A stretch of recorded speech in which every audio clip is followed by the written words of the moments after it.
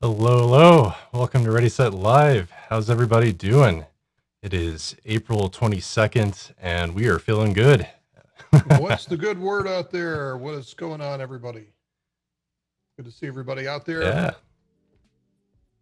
As We are usual, where are you coming to guys coming? you from live from, we got Mav out in Los Angeles. I'm in Greenville, South Carolina. Where are you guys coming in from today? How's quarantine treating everyone, too? Have you guys have gotten your stockpiles? Is it all, things are starting to smell? I think everybody's just about to go nuts. I think that's the Yeah. problem right now. Yeah, at least here in LA, it's we're going to be in like the mid 90s, 60s for those using Celsius. Yeah, it's going to be a roaster here. So people are inside. It's a lot easier to keep them there if it's cold outside. But once things start to warm up, well, we'll see. Boy, you got people from all over the place: Brazil, Dakota, Mike Too Hot, Germany, Dallas, Texas, Chicago, DC, Brazil, Colorado, Vienna, The wet coast. Germany, Alemania, wet coast, like man, Lansing, Michigan, go Spartans, Orange County, California, Michigan, Luxembourg, Texas, Tejas. I just watched a special on ZZ Top last night. That was awesome. Istanbul, Turkey. Welcome aboard, everybody. Let us know if there's anything you want us to cover. We got a couple of things to talk about today. Unfortunately, not a very big news flow. Man, it's like boring compared to what it was last month, right? Right. It's a bit of a hangover. Yeah, I think, yeah, that was about as exciting as I've ever seen the marketplace. Yeah, we saw the news this morning of some tensions between Trump and Iran. It's like, wow, where were we a couple months ago when everybody was afraid of World War III breaking out? Man, simpler times.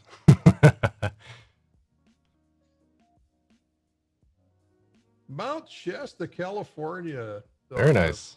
Very Oh nice. man, there is such a great view.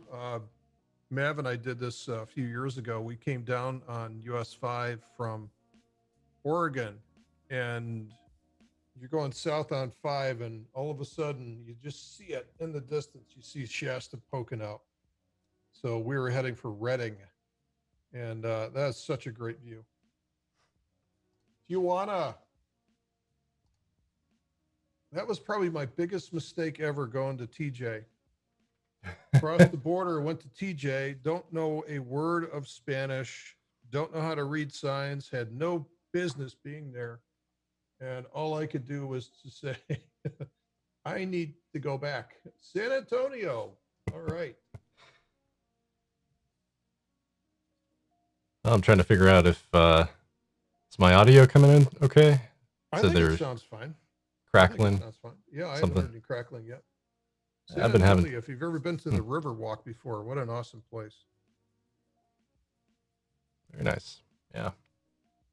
I'm a fan of H-Town myself. All right. Oh, you like that. You like that. Okay, so Yeah. you want me to do a little bit of charting, shall we? Yeah. See where the market's going these days. Okay, off we go. Off we go. All right. Let me know when the screen's adjusted and I'll get going here. There we go. We'll zoom this up a little bit. Yeah, you're good to go. We are good to go. All right. I'll keep this quick, guys. Today's show is going to be short. All right. What we have here is the market's been coiling up. You can see these probability curves. We're nailing these expected moves one after another. So this is into the end of April, and we've got one out to the end of May. That ain't going to hold. I would say there's a good chance that we're going to be above or below this one by the end of May, or at least at some point before that, right? Because what I'm seeing here is massive amounts of energy, and this is just about every chart is out there. Look, when we get this much energy, that means that we've been coiling. The spring has been winding up tighter and tighter and tighter. And this is usually where we get some kind of explosion one way or the other. Now, it wouldn't surprise me to see this go to the downside first because a lot of people are probably expecting this to go higher. So if there's too many people positioned for this to go higher, then that may cause a squeeze to the downside first, and then we might get the counter move. So don't be surprised if we break out. So what's cool about this is that you can actually break this into a very nice little range. Let's go to the 5-hour chart through this. And you just draw a box around this, and basically you know which way this is going based on the way it breaks. So draw your box around 67.50 at the bottom and about 7,300 at the top. If we break above 7,300, we're breaking out. If we drop through 67.50, then more than likely we are breaking down into a higher low. And that's where I'm going to be very aggressive about selling puts.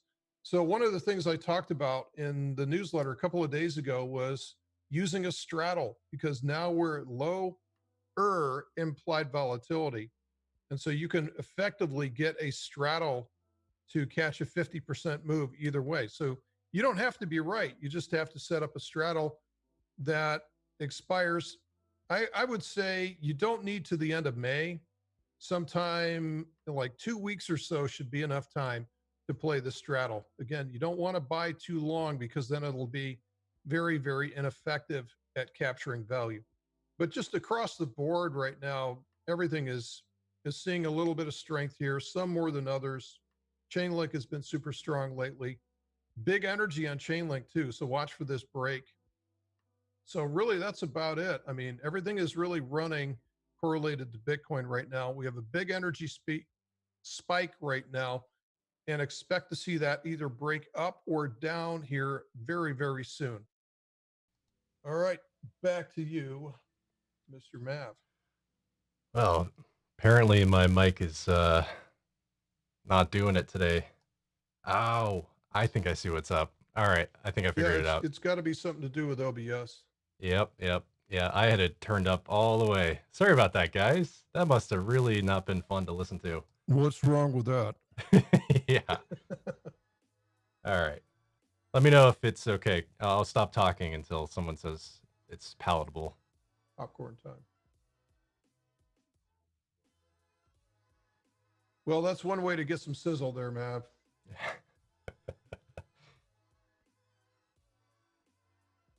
Best part is no USA.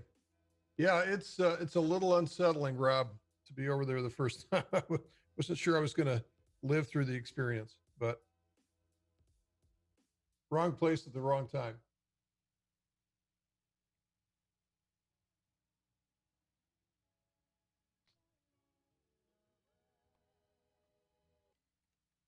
Okay. Mav, you got anything today? Well, I just want to make sure I'm not screaming into people's ears here, but No, it's. I mean, it sounds fine here, but I'm not catching the same feed that they're catching. all right. Well, cool. All right, so yeah, I think sounds good. Still crackling. Ah, man. Uh-oh, it's not good.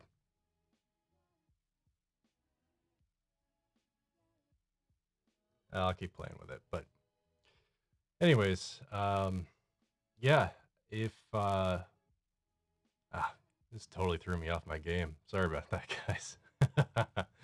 um, yeah, I think one of the questions we want to talk about, one of the things it's really relevant in this day and age is what is going to do the best throughout this recession. What sets itself up, in terms of just opportunity. You're okay. Manage. All right. Appreciate that. Thank you. So one of the things we've been talking about in our Omnia chat is it's bearable. All right, I'll take that. What is the role of gold and Bitcoin as hard assets in this time of volatility, and certainly as fiat assets just kind of lose their appeal with the Fed and the government sort of coming in and basically printing as much as they want. Let's have a real conversation about what makes hard assets, especially in a time like this, desirable. And that's where over and over again we see the scarcity, the stock to flow model, all of it plays into some of the value points. Just as things get crazy and crazier for things like Bitcoin and gold. So we're very well exposed to any sort of asset that is deflationary over time. And right now we are under 20 days away from the halving event. So we've also got some intrinsic sort of forces that will be pushing the price up for Bitcoin. So that's something we're definitely. I don't anticipate things getting too crazy leading up to the actual event, but historically, if you look back, every time we've gone through halving, the last 14 or so days before the event, it's been pretty mild in terms of volatility. The real effect, the real I suppose long term way to look at it is how it makes a scarce asset even more scarce. Bitcoin drops below the new Bitcoin minting rate that even gold has. So it's just even more attractive as a deflationary asset that holds or appreciates value over time. So yeah, lots of cool things from that front. I think there's it's a narrative that we're not seeing a lot of people get too excited by these alternative asset classes right now because in a crisis everything is correlated. Everything is kind of the small dog to the big dog walker as it relates to the stock market and the whims of where that wants to go. Everything Hey, else is Matt, secondary. Yeah. I got a couple of points on some of the stuff that you talked about. So, like last week, we talked about the halving, and what I talked about was the fact that look, if there is to be a big price pop on the halving, it's certainly not reflected in the options market. The derivatives market is generally a smarter market, and nobody take this the wrong way, but derivatives markets are typically smarter than spot markets in terms of positioning for the future. We see that with the bond market versus the stock market. The bond market is supposedly the smart market that's out there. And actually, if you go back and look at the charts, it predicted this crash, at least the drop in rates and everything else that went along with it long time ago, long time ago. So sometimes it's wise to listen to some of these derivative markets. So if we look at the options market is just not pricing in much of a move going forward. Now that's going against what I just said. So what I just said a couple of minutes ago was like, wow, this is coiling up. We could get a little pop, but I don't think it's going to be a pop up to like 10,000 or something like that. We're going to be tangling maybe with 8,000 in the short term, but I don't see any like massive, huge pop into the halving in a couple of weeks, which is, I know that's disappointing news to a lot of people, but we're trying to look at the evidence and show you what's going on. Now, there's one more thing, and I'm going to grab the chart here Yeah, go for it. again, Mav. This is the dollar index, the DXY. This is the dollar index. And what I want you guys to understand is we can talk a lot about, hey, the Fed sucks and, they're printing money and blah, blah, blah. But until people stop trying to acquire dollars, and people will acquire dollars in a crisis like this, until they stop trying to acquire them, then we're going to continue to see this be strong. I mean, if you go back to even a weekly chart since the end of 2018, the dollar is in fact going higher. So just keep it in the back of your mind. Again, don't trade what you want, trade what you actually see.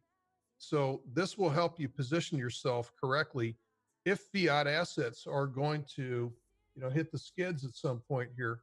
Watch the dollar.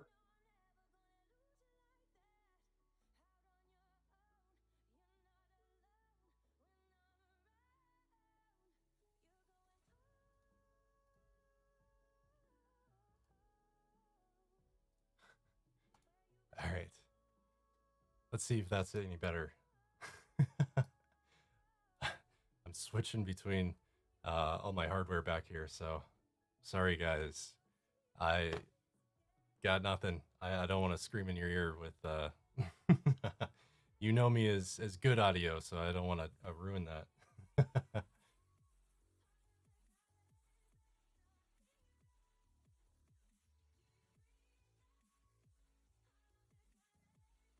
Yeah.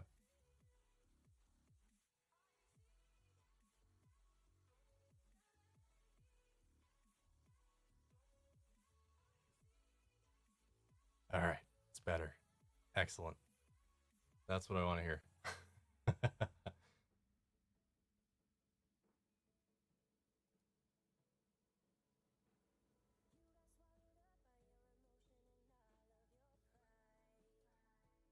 $0.02 on, the dollar denominated assets right now. Oh, what's that? Guys, I'm so sorry. This is a travesty. I'm plugging in things as we go. I think it's all good now. Thank you for your patience. Uh, yeah, we're we're doing the best we can. Oh my, this is nothing like doing it live. It's what you're witnessing is an optical illusion. We'll do it live. We'll do it live. Yeah. Am I back? Oh my.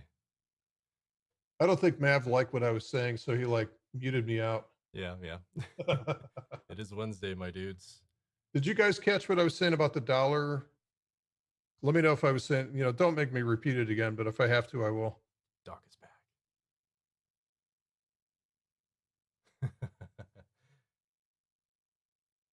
There's a little bit of a delay here. Yeah, yeah. So as I was talking about, let me know if you guys heard me. I was talking about the halving, and right now the options market is not pricing in a big move on the halving.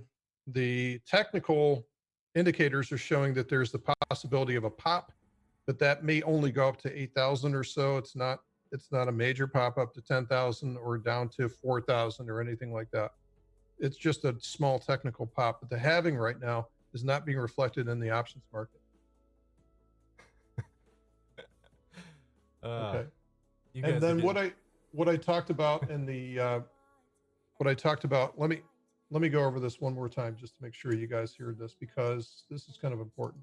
repetition. Repetition is the mother of skill. You guys know it. Okay, so this is the dollar. This is the dollar index. So everything that we've been saying about the Fed and about how, the Fed's bad, and about, fiat's terrible and all these other things, and money printing bad, crypto good. Well, that's all good. That's all well and good, but watch the dollar. You can't trade the market that you want, trade the market that you have. As long as the market for the dollars continue to go higher, then that narrative is premature still. So even though we want it to be different, even though we want digital currencies to take over, right now during a crisis, people are going for dollar bills. Dollar bill, y'all, is still heading higher.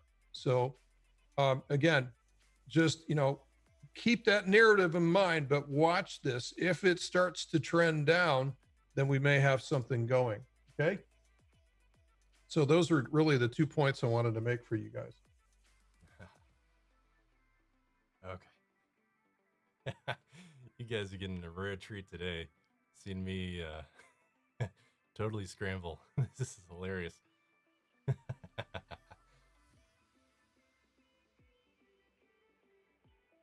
Yeah. All right. Yeah, I think regarding the dollar, it's we're definitely seeing the dollar almost eat itself right now, because it's got this impossible task of trying to maintain a reserve currency status while also trying to prop up the economy. And what we might see is runaway dollar strengthening to the point that countries around the world can't get enough dollars. They can't, everything is backstopped against the dollar.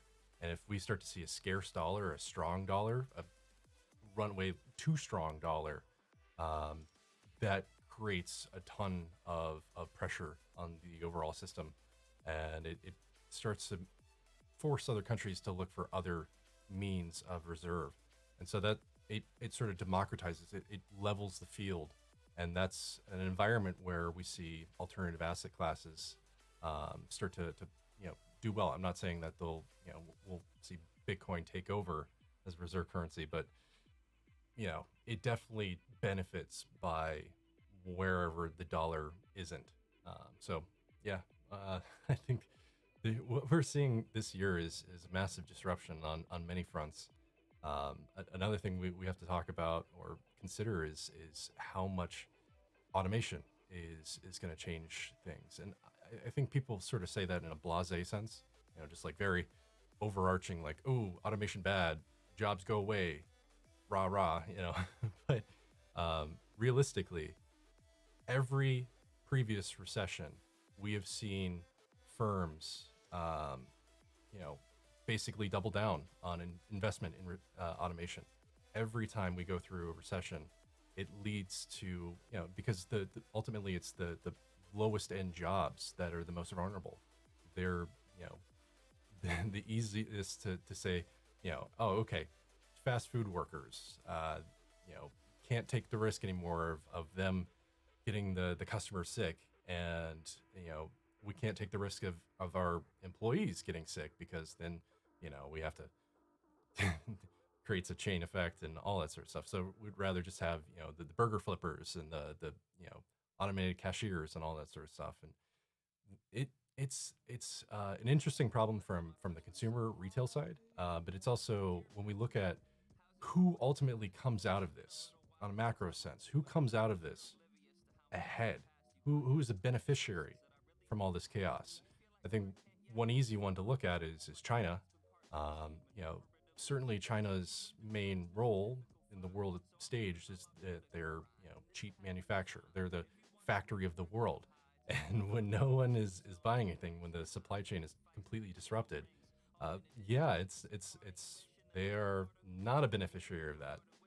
But what that sort of helps push them towards is to embrace automation and to embrace outsourcing of their own.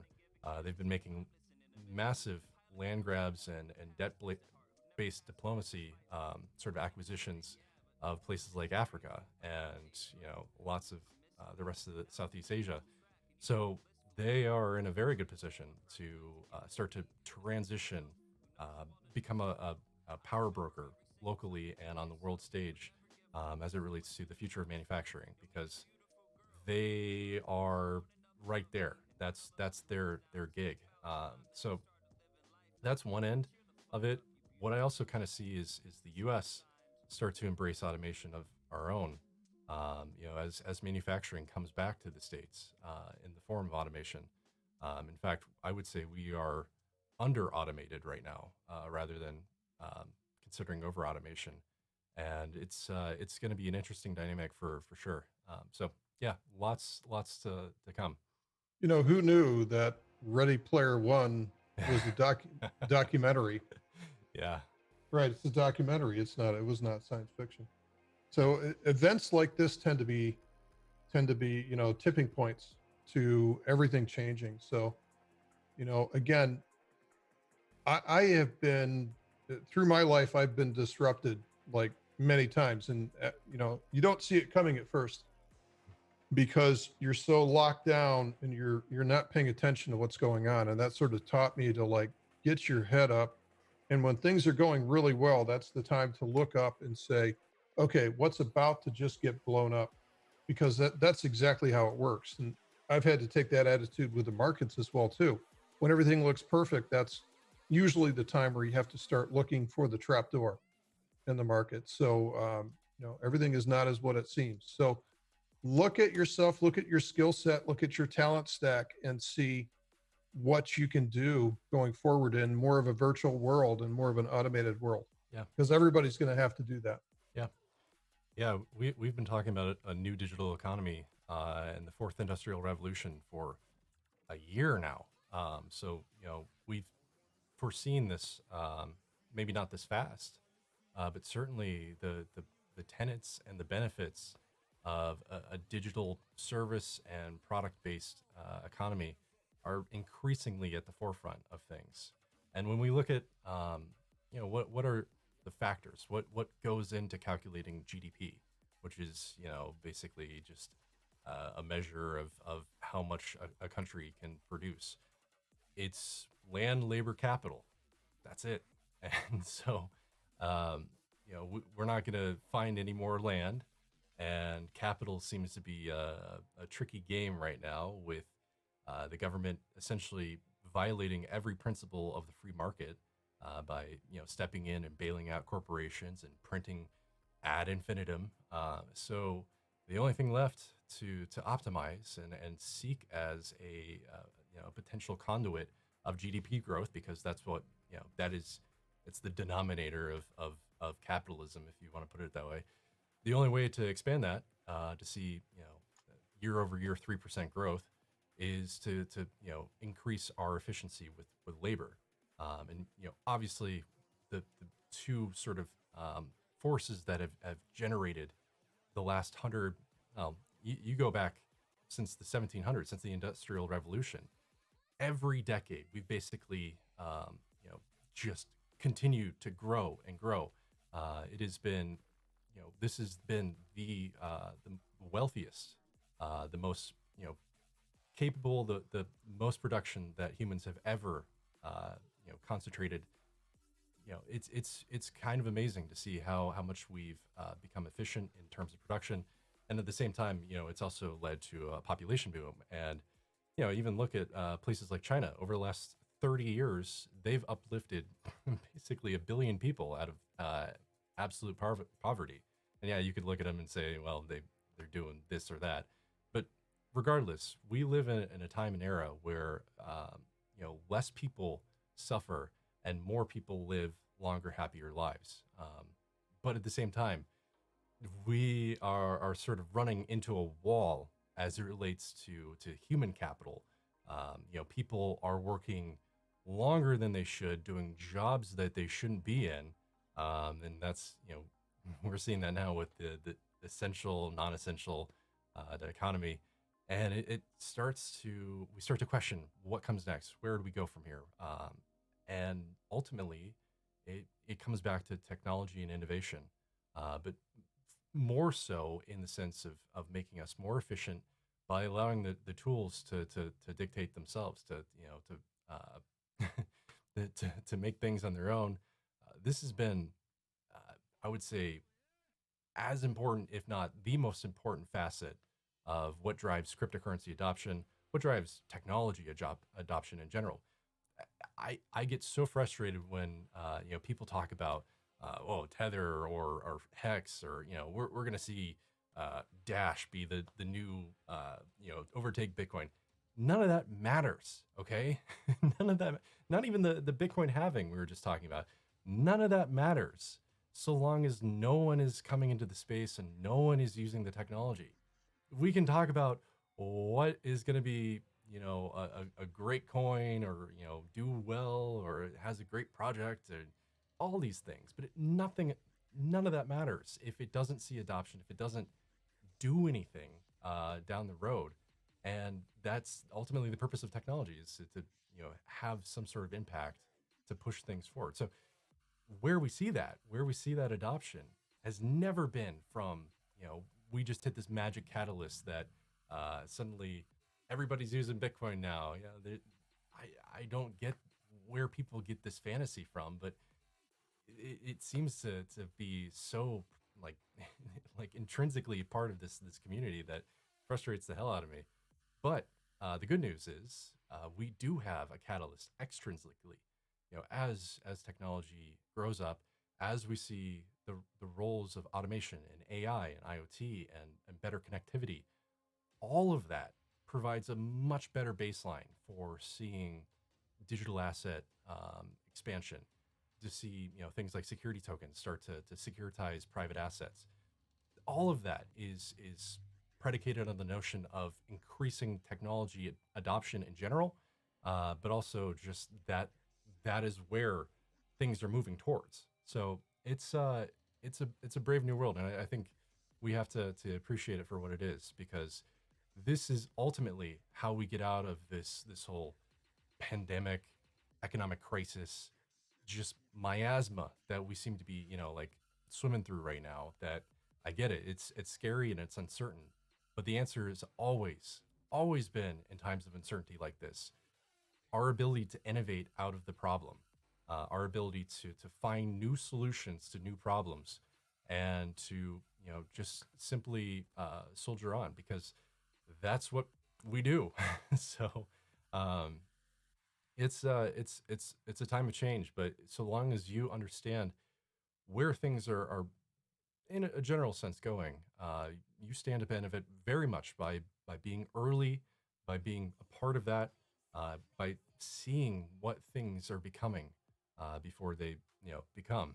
So yeah, it can be easy to get down with today's economy and how things are going, but if we look, you know, 2 years out, 5 years out, and we start to think about how things are already changing today, much less tomorrow, suddenly it becomes not just a like needlessly hopium optimistic kind of scenario, but realistically, like we are seeing automation, for example, adopted and more accepted now, and moving along faster than before this whole crisis happened. That's just the nature of things. This common tragedy, this common enemy, brings people together, and it I wish there was a better catalyst, but that's what has always been the case. So yeah.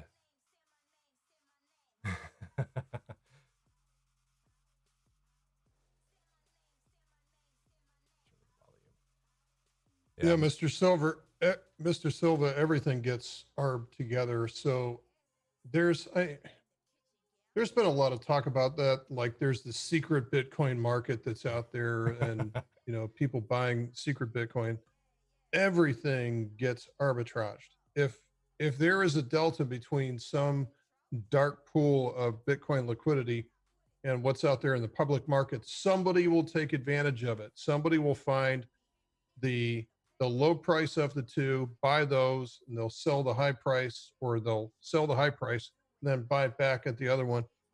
There's always an arbitrage. There's always a way that water finds its own level in these things. And this is going to, like in the options markets and the futures markets and the other public markets, arbitrage is literally microseconds away from being perfectly efficient, perfect price discovery of everything. That too will happen to cryptocurrency. It's a little tougher because of the transfers that have to take place for that, but that will occur literally, within a minute or so. And so to me, I don't hold a lot of weight between, hey, there's a huge advantage of this dark pool, out, over the counter type of exchange over there versus the public markets. Plus, it's just I, it's such a fallacy to come in here and say, "Oh, well, it's manipulated. Everything is whales and Illuminati and all this stuff in the markets." It's like every market is manipulated. Every market has market movers that are certainly going to do what they want because sorry. Well, it's weird because I think what happened was we lost a whole generation of investors after 2008. So Yeah. 12 years ago, when the market crashed, nobody wanted to touch it for 5, 6 years. And then when they came back in, all of a sudden, crypto was the way to enter. Because do you want to go into an expensive stock market, a confusing options market, or a futures market? No, hell no. There's crypto that's out there. You can buy in Satoshi sized positions, and it's something that you guys all drove, right? So it's your market. But at the same time, there's this level of education that has to occur with financial markets. I don't care what they all operate in the same way. The herd is always going to get faded no matter what. So going along with everybody else and socializing your decisions will ultimately end up with, in peril to your account. It happens every time. And so we've had to go through that whole same education cycle with this as well too. Like, for example, like people typically come on board here on our YouTube channel when we're going, and I'll make some comment about, well, the bears will do this, and then we'll get a snide remark like, oh, those damn bears. God, this market would be great without the bears. Just get rid of the bears. Just go back and shoot them all. And it's like, no, you don't understand. If you don't have bears, you got nobody to sell you the positions if you want to buy, and you got nobody to squeeze out to the upside if you want to get that squeeze going. It has to be a fair market. You've got to have both sides to get those squeezes going. So little things like that will come over time. I think people are way more sophisticated than they were 2 years ago. A lot of people have learned a lot of things over the last 2 years, going through this choppy market. And quite honestly, what I've also seen is now people, I think, after the last 2 years can see, why the hell do you trade? Like, why do you trade assets back and forth? Everybody is like getting on their, moralistic like platform and saying, I just huddle. I just buy and hold. Okay, well, how's that working out for you over the last 2 years? If you catch the very bottom, great, awesome. But guess what? You can trade it up and down and up and down and all over the place. It's the surface area that you're looking for, right? That offers opportunity to people that have some skill in there. So I don't care what the market does. I don't care if it goes up, down, or sideways. If you have the skills, you can trade it and you can make some delta out of that. Absolutely. Yeah. It's I mean, we saw it this morning with Bitcoin was sort of moving along and staying just under the 200-hour moving average, and the moment it hit that, the moment it crossed over that tiny threshold, all the algorithm traders out there saw that immediately and just took off. And like, that's market manipulation, if you want to call it that. Obviously it's not really a big move, but market manipulation, all this stuff happens, small, big time frames, small, big volume, and you just kind of have to live with it. That's the nature of an open market like this. So I'd much rather spend my time and energy thinking about the bigger issues and how to make the bigger plays on things, because if you sweat the small stuff, if you're constantly being upset by the minutia, then I've got an anthill you can be a king of. So, yeah, guys, I think it's, as we move into this, as this sort of just the crisis turns into more of this grinding effect. People are tolerant of the conditions right now, but soon they'll be not, and that's where we want to see the sort of disruption that can lead to major systemic change, major systemic unrest, all of it. We're sort of in a melting pot, a boiling pot of possibilities right now. It's impossible to say, for one, like how the U.S. election will go in November. I have no idea, and frankly, I don't care as much as I used to. But that's just one example of how things are just like by the minute, by the day, changing. I can give you a futures probability of a Biden presidency. There we go. Yeah. Oh, let me find. If he makes it that far. Yeah. I have my doubts. We'll see if any of us make it that far. Oh, yeah. What were we talking about again? I don't know. You can play with the Zoom backgrounds here. Nice. That's gotta bring good. in some levity here. Yeah, Ready Set Crypto's just hit a new low. Yeah, right. I mean, I gotta save some face somehow. Yeah, with all the audio issues today. Oh my, yeah. Well, we're getting kind of we're getting to that time of we've reached the salt portion of our program here today. So yeah, we've reached Joe Exotic hour. Oh my, yeah. Nice. But as always, guys, I think as long as you're willing to filter through all the noise, I can't take myself seriously with this in the background. As long as you're able to try to see things from a middle perspective, try to understand why people believe one viewpoint or another, Um, yeah, dude, it's creepy. That is your job as a speculator and investor in any sort of market, is to understand why, why, why people believe one thing and how you can play the opposite. And it's going to be so, I would say, important as things start to shake out here. Yeah, I've lost chat. They can't take this seriously anymore. Hey, Well, maybe it's time for me to break Coinbase again. yeah, Well, I want to thank you guys for hanging out with us here today yeah, and having some good questions, some good discussion. And look, markets are very quiet right now. The larger markets are quiet. Crypto is quiet. I would expect to see some volatility in the near term. We're not going to have quiet markets without an explosion one way or the other. So watch for that in the next few days and see what happens with the larger markets. But I think the panic is over for right now. Panic is over for right now. So thanks again for joining us, guys. yeah. Thank you so much, guys. Thanks for being tolerant of the fact that we're doing this live. It's always something happens, but as always, we appreciate you and appreciate you supporting this channel and allowing us to do this and to speak to you. We do this every Wednesday, so if this is your first time, you're coming in from Crypto Panic or wherever. We really appreciate it. This is Ready Set Crypto. We try to keep things pretty clear and concise, and from the start, we've never taken a single dollar or Bitcoin to advertise or do any of that malarkey. This is a channel that focuses on research and telling it like telling it like it is. So, yeah, as always, we appreciate you, and we will continue to be here through all this craziness that is 2020. It's we're not even halfway over it, but anyways, guys, take care and have a great week. See you Adios, guys. amigos.